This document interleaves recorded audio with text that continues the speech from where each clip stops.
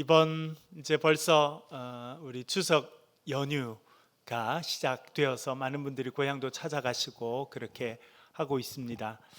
그런데 여러분, 명절 때 제일 마음이 허전한 분들이 있어요.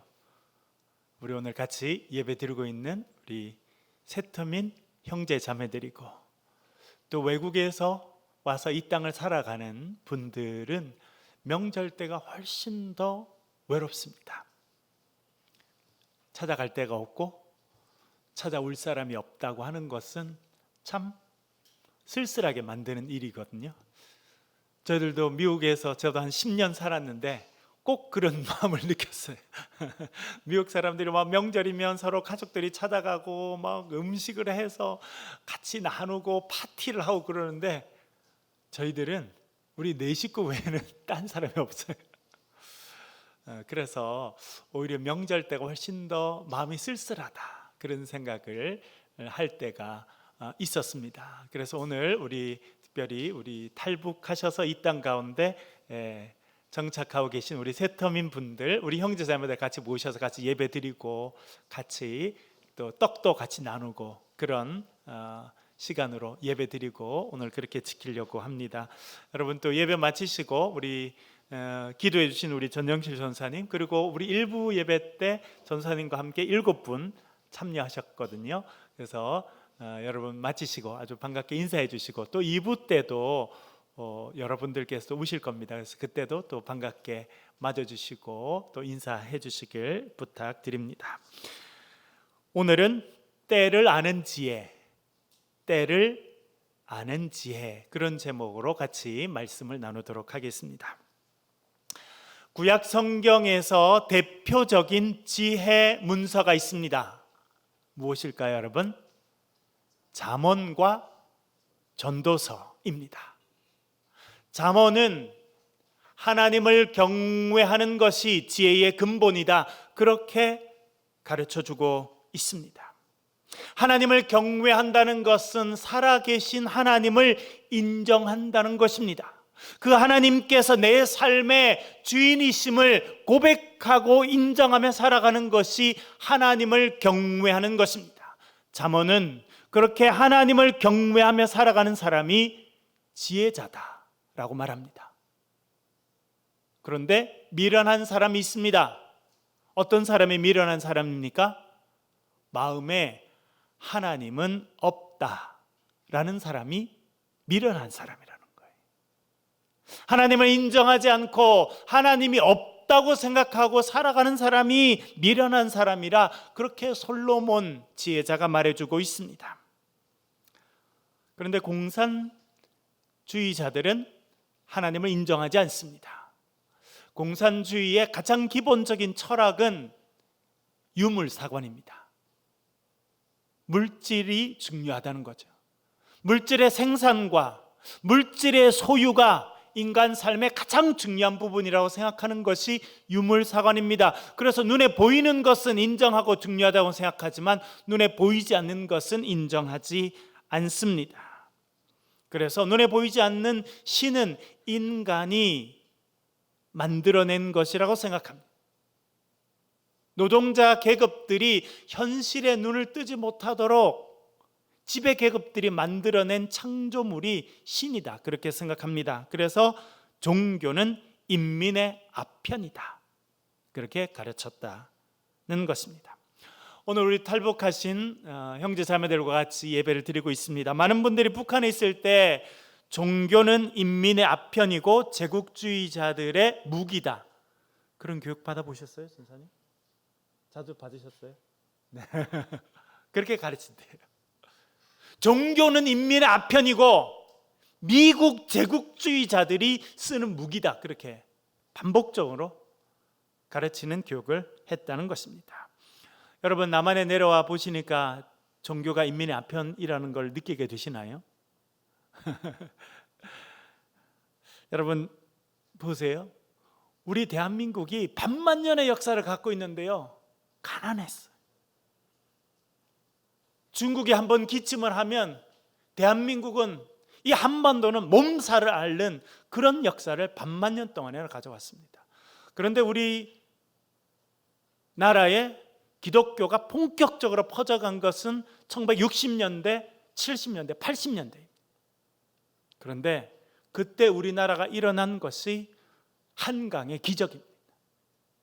반만 년 동안 해결하지 못했던 가난을 떨쳐낼 수 있는 그 가난의 굴레에서 벗어난 때가 바로 이 기독교의 복음이 퍼져나가던 시대입니다. 인민의 아편이 아니라 오랜 그 가난의 굴레에서 벗어나고 나를 한탄하고 내 팔자야 생각하고 나를 한탄하고 딴 사람에게 손가락질을 하던 시대에서 벗어난 것은요, 교회가 성장하고 복음이 전파된 때입니다. 이것을 제일 정확하게 바라본 나라가 있었는데요, 중국입니다. 중국이 놀랐어요. 반만 년 동안 우리가 기침하면 몸살하던 나라가 조그마한 한반도였는데 이제 한반도가요 80년대 90년대 되면서는 경제적으로 중국을 압도합니다. 중국 정부에서 깜짝 놀랐어요. 그래서 90년대는 한국의 목회자들과 신학자들을 중국 정부에서 공식적으로 초청했습니다. 호텔비를 대주고 세미나를 하도록 했어요. 제목은 뭐냐면 한국 경제 성장에 있어서 기독교의 역할이, 공산주의자들이 인정하게 된 거예요. 야, 저 조그마한 나라가 경제적인 이런 성장을 함에 있어서 가장 중요한 역할은 기독교라는 겁니다. 그래서 그것을 배우기 위해서 공산주의자들이 목회자들과 신학자들 초청해서 세미나를 한 일이 1990년대에 있었습니다. 종교는 인민의 아편이라고 가르쳤는데 기독교가 대한민국에 들어가서 사람들을 바꿔놓고 인생을 바꿔놓고 나라를 바꿔놨다고 하는 것을 이 중국 공산주의자들도 인정할 수밖에 없었다라고 하는 것입니다. 여러분, 기독교는 인민의 아편이 아니라 우리의 마음을 바꿔놓는 복음의 소식입니다.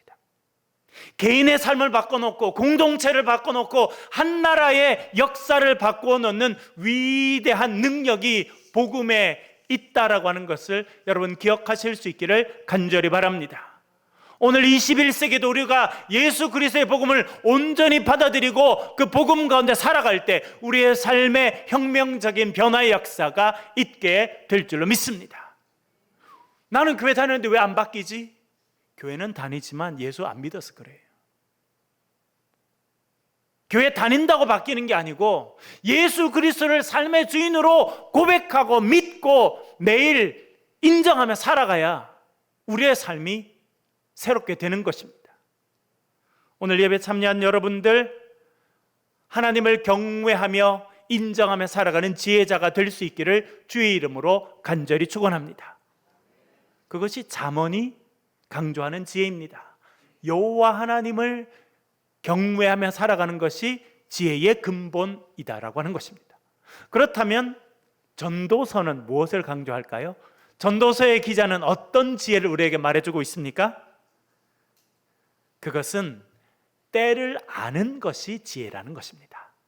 그래서 전도서는 때에 대해서 많이 이야기합니다. 특별히 대표적인 것이 오늘 3장인데요 3장 1절 2절 화면을 보면서 같이 한번 읽겠습니다. 3장 1절 2절 읽겠습니다. 시작.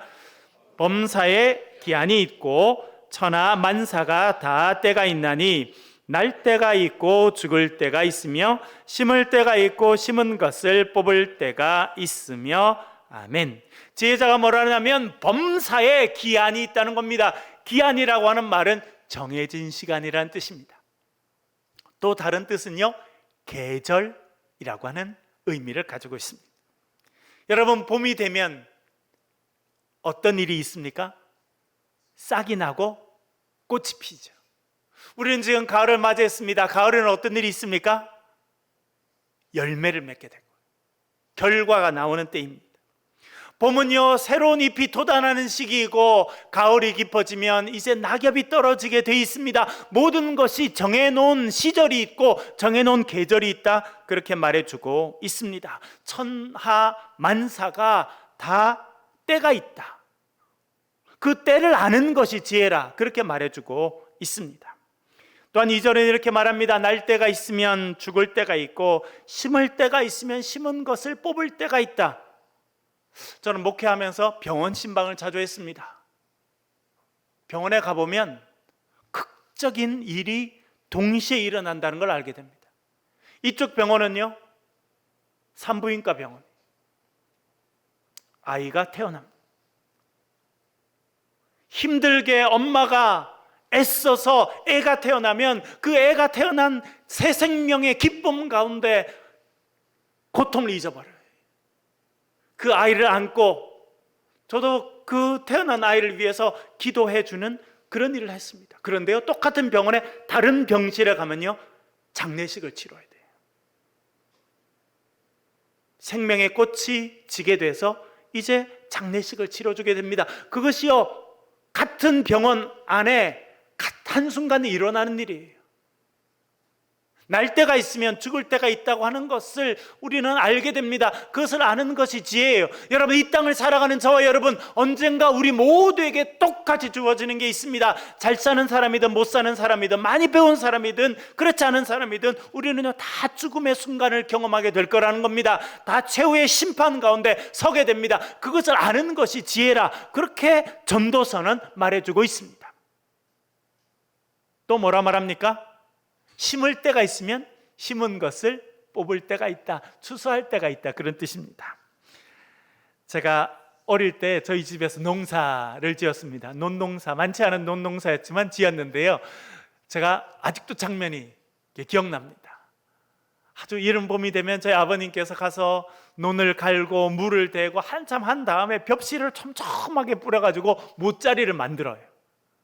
조금 지나면 싹이 나서 한 뼘 정도 이렇게 쫙 자라납니다. 쫙 자라나면 가서 이제 뭐 하냐면 개를 뽑아요. 그래서 이렇게 큰 뭉텅이로 지프로 이렇게 묶어요. 그걸 뭐라 그러냐면 모를 찐다라고 이야기합니다. 감자는 쪄보셨죠? 고구마는 쪄보셨죠? 모는 쪄보셨나요? 안 쪄본 분이 많네요. 그걸 모를 찐다라고 이야기하거든요. 그러면 저희 아버님이 그거를 이제 지게다가 다 올려가지고, 그래서 이제 정말 모내기를 할 논에다가 저기 하나씩 던져놔요. 이렇게 멀리 이렇게 기계가 되기 전에 손으로 할 때입니다. 이렇게 하나씩 다 던져놓고 나면 이제 모내기를 할 준비가 됐어요. 그러면 동네 아주머니들이 다 오십니다. 그래서 이제 논에 이제 들어가는 거죠. 어떤 사람은 스타킹도 신고 거머리가 무니까. 그래가지고 논에 들어가서 쭉 쓰면, 제가 그때 못줄을 잡았어요. 못줄을 잡는다는 건 뭐냐면 이렇게 줄을 쭉 해서 이렇게 모를 심을 거를 이렇게 표시를 해놓은 게 있거든요. 그거를 이쪽 한 명이 잡고 저쪽 한 명이 이제 잡고 줄을 탁 당기면 그 동네 아주머니들이 이렇게 표시된 데다가 모를 이렇게 떼서 한 5-6개 이렇게 심는 거예요. 그거를 모내기라고 그렇게 이야기합니다. 북한에도 모내기라 그러죠. 많이 했어요. 북한에는 모내기 전투를 한답니다. 다 전투라는 단어를 써가지고 모내기를 그렇게 쭉 해요. 그러면 그게 얼마나 힘든 일이에요. 그래서 다 허리를 숙여서 몇 개 이렇게 심고 나면 넘깁니다, 그렇게 이야기해요. 이렇게 줄을 잡고 있는 사람이 뒤로 못줄을 넘기겠대요. 그러면 아주머니들이 허리를 펴고 몇 걸음 뒤에 한 걸음 두 걸음 뒤에 나오시면 또 못줄을 또 옮겨요. 그러면 다시 허리를 숙이고 이렇게 모내기를 하게 됩니다. 그렇게 한참을 하고 나면 저희 어머님이 새참을 내오세요. 새참, 간식이죠. 북한에는 새참을 뭐라 그래요? 부를 말이 있어요? 뭐라 그래요? 간식이라 그래요? 우리보다 세련됐네요. 북한에서는 간식이라 그러는데요. 우린 시골에서는 새참이라 불렀어요.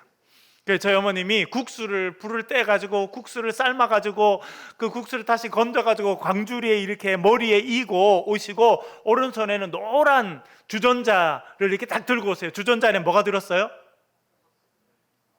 막걸리가 들었다고요? 그러니까 여러분들은 어디에 국수 이렇게 넣고 막걸리 부어서 드셨어요? 식혜가 들었어요. 그럼 식혜를 부어 먹어요, 북한에서는요? 뭐가 들었어요? 냉수가 들었어요. 냉수. 이게 지역마다 다 이렇게 넣는 게 다시는 다르신데 알아서 드시고요. 저희들은 멸치 국물을 저희 어머님이 이렇게 노란 주전자에 가서 이렇게 따뜻한 멸치 국물을 이렇게 부어주면 사람들이 참 드세요. 그러면 논에다가 손을 대충 씻어요. 그래가지고 손을 이렇게 옷에다 대충 이렇게 문지르고 이렇게 걸터 앉아가지고 그래서 이렇게 먹으면 저는 멸치 국물 마시는 게 그렇게 맛있더라고요. 그렇게 모내기를 하는 겁니다. 심는 때가 있는 거죠. 그때 심어야 돼요. 봄에 심는 겁니다. 그 계절을 알아야 돼요. 그 때를 아는 것이 지혜입니다. 그런데 여러분, 요즘 같은 가을에 어떤 사람이 이제 내가 농사를 해야지, 그리고 밭을 갈고 뭐를 심는다. 어떻게 될까요, 여러분? 뭐를 심을 수는 있죠. 그러나 그 뭐가 자라요, 안 자라요? 이 가을에 심으면 안 자랍니다. 심어놓고 요즘에 날씨도 그렇고 해도 나는데 왜 안 자랄까? 몰라서 그래요.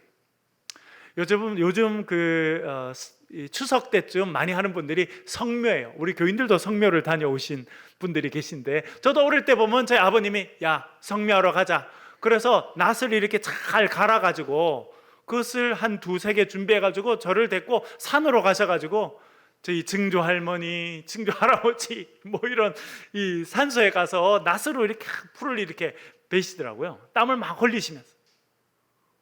그래도 제가 그랬어요. 아버지, 이거 이렇게 이제 풀 베놓으면 비 오고 나면 또 풀이 많이 자랄 텐데 다음에 또 와서 성묘해야 돼요? 그랬더니 제 아버님 뭐라 하신지 아세요? 야, 찬바람이 나면 더 이상 풀은 안 자라. 그러시더라고요. 무슨 말씀인지 아시죠, 여러분? 지금 이제 풀을 싹 베놓으면요, 이 풀은요 내년 봄까지는 안 자란다는 거예요. 다 때가 있어요. 가을에 몸을 심어 놓는다고 햇볕이 비친다고 자라느냐? 그러지 않습니다. 이제 식물은요 다 때를 아는 지혜가 식물들에게도 있어요.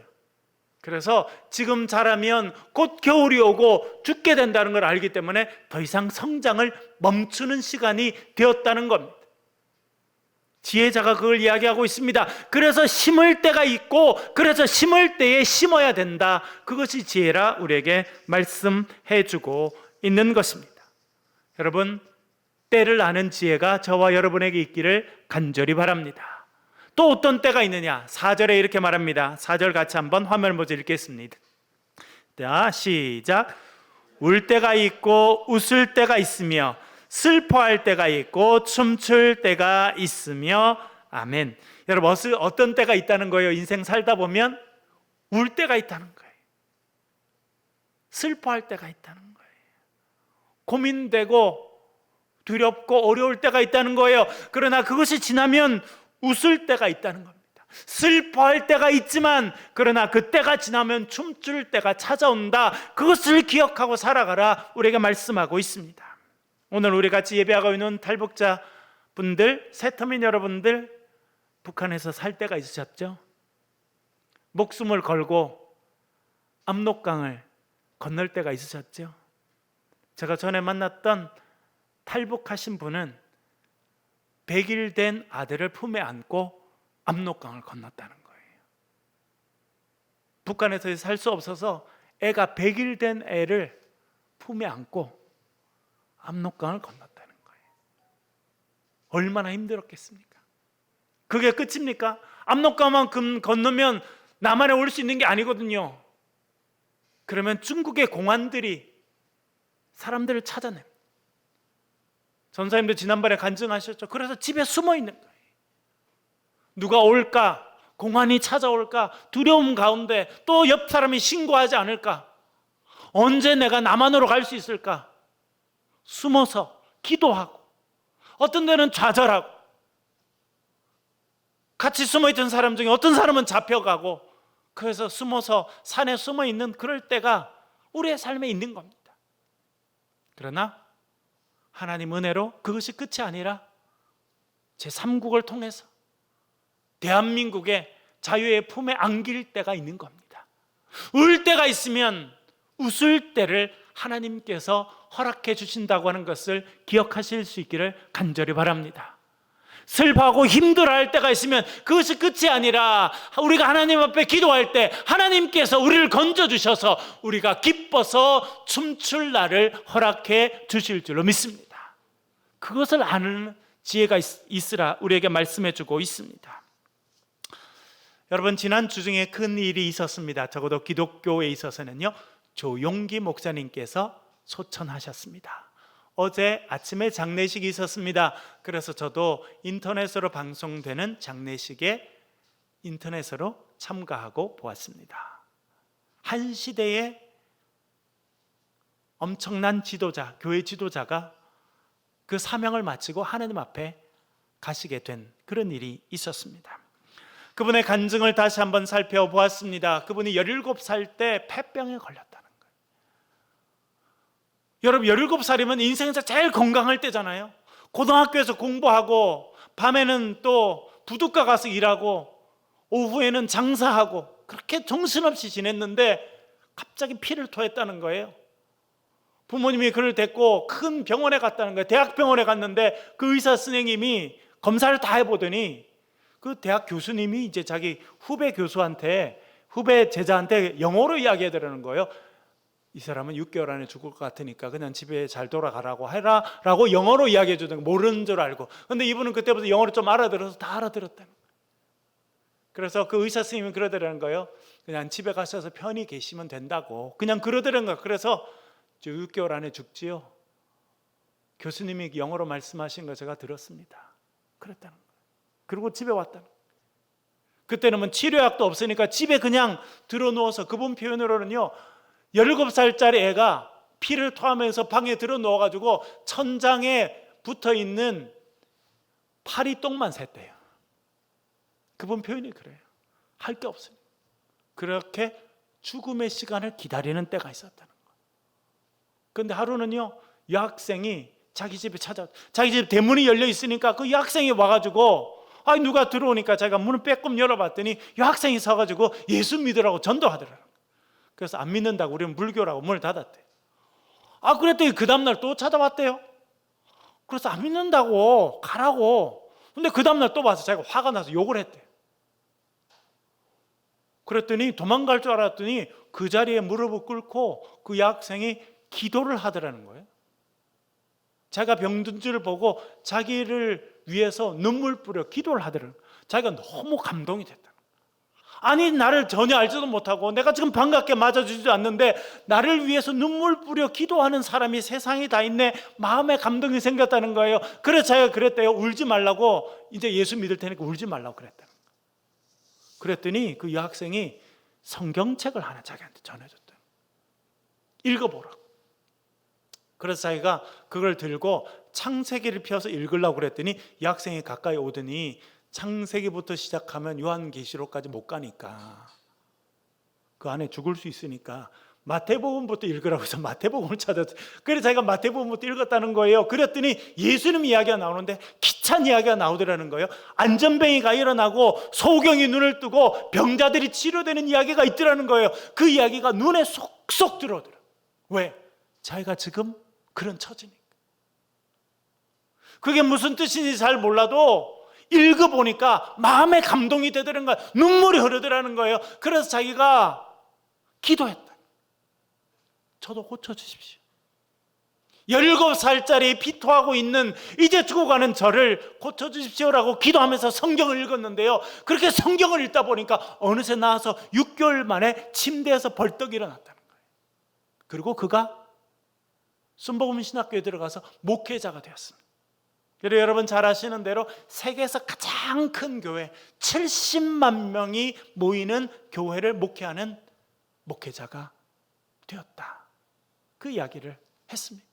자기가 폐병으로 죽어갈 때가 있었다는 겁니다. 그럴 때 하나님께서 누군가를 보내주시고 자기를 일으켜주시고, 그래서 자기가 평생 다니면서 고민하고 아파하고 병들어 있는 사람들을 치료하고 그들에게 예수님을 전하는 사역을 하도록 하나님께서 날 인도하셨다, 그렇게 말씀하셨습니다. 여러분, 우리의 삶에 고통이 찾아올 때가 있습니다. 눈물 흘릴 수밖에 없고 울 수밖에 없고 슬퍼할 수밖에 없는 때가 있습니다. 그럴 때 좌절하지 마시고 낙심하지 마시고 하나님께서 허락하실 구원의 때를 기다리실 수 있기를 간절히 바랍니다. 여러분, 우리 교회 특성하시는 집사님 가운데 한 분도 암이라고 하는 어려움을 지나지 않으셨습니까?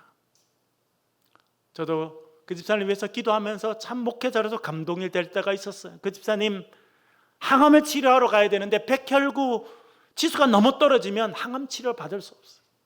그게 올라가야 돼요. 밥을 먹어야 건강해져야 그게 올라가는데 밥을 먹지 못해. 그런 중에도 찬양하는 것을 멈추지 않으시더라고요. 하나님 앞에 받은 찬양의 달란트, 찬양의 사명, 그걸 감당하는 겁니다. 하나님께 찬양해요. 지금 밥을 먹지 못하고 치료를 받을지 못하고 죽음의 어두운 그림자가 삶에 있는데도 찬양을 멈추지 않습니다. 하나님께서 그 찬양을 들으시고 그 기도를 들으시고 집사님을 치료해 주시고 만져주시고 회복시켜 주시는 모습을 목회자로서 보면서 참 감사했습니다. 여러분, 지금 이 시간에 전주에서 온라인 예배에 참여하는 집사님도 있습니다. 그 집사님 가셔서 요양시설의 원장님으로 가서 열심히 일하셨어요. 그런데 암 진단을 받았어요. 직장을 그만두고 그 일을 다 내려놨습니다. 암 치료가 될런지 다시 직장으로 돌아갈 수 있을런지 고민하는 가운데 치료를 시작했습니다. 저도 기도하고 우리 교회 중보 기도하시는 분들 다 그분 위해서 기도했어요.